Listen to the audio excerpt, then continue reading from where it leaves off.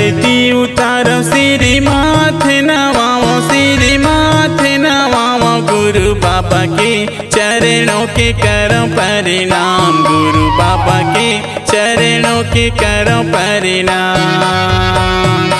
आरती उतारो सिरी माथे नवाओ सिरी माथे नवाओ गुरु बाबा के चरणों के करो परिणाम गुरु बाबा के चरणों के करो परिणाम।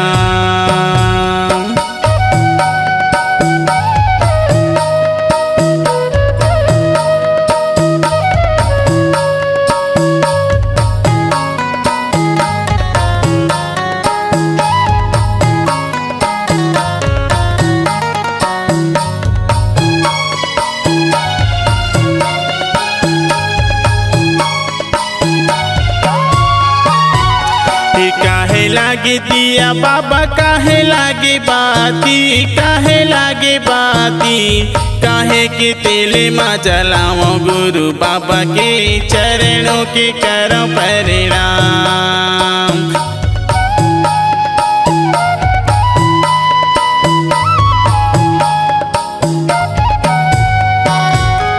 तने लागी दिया बाबा मन लागी बाती मन लागी बाती प्रेम की दिया मैं जलाऊं गुरु बाबा के चरणों के करो परिणाम।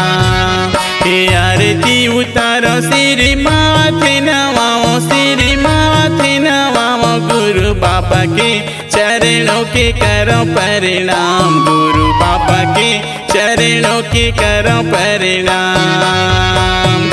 आरती उतारो सिरी माथे नवाओ सिरी माथे नवाओ गुरु बाबा के चरणों के करो परिणाम गुरु बाबा के चरणों के करो परिणाम।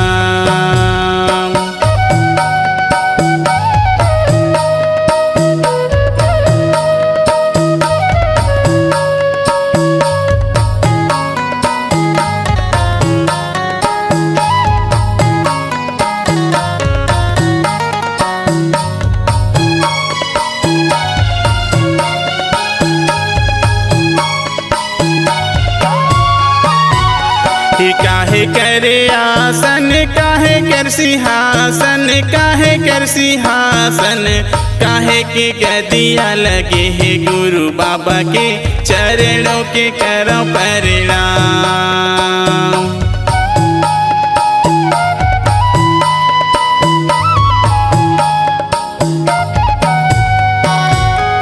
स्थित करे आसन बाबा स्थित कर सिंहासन स्थित के सिंहासन ज्ञान के गदिया लगे है गुरु बाबा के चरणों के करो परिणाम।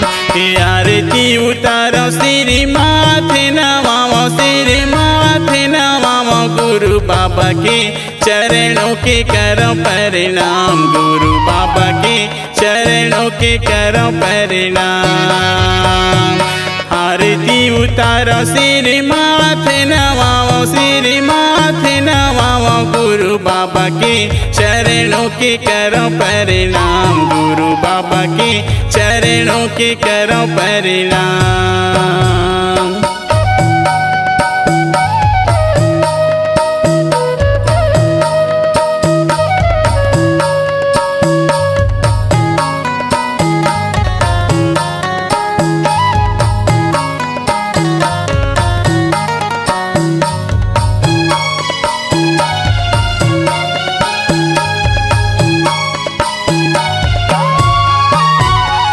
काहे करे झांझे बाबा काहे के मृदंगा काहे के मृदंगा काहे के राग मगाओ गुरु बाबा के चरणों के करो परिणाम।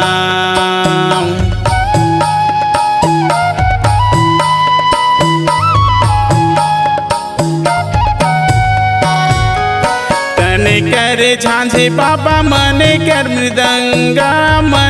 मृदंगा प्रेम के राग मैं गाऊं गुरु बाबा के चरणों के करो परिणाम।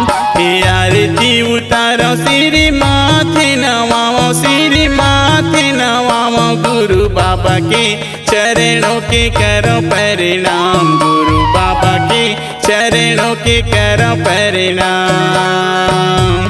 आरती उतारो सिरी माथे नवाओ, सिरी माथे नवाओ, गुरु बाबा के चरणों के करो प्रणाम, गुरु बाबा के चरणों के करो प्रणाम, गुरु बाबा के चरणों के करो प्रणाम, गुरु बाबा के चरणों के करो प्रणाम, गुरु बाबा के चरणों के करो प्रणाम, गुरु बाबा के चरणों के करो प्रणाम।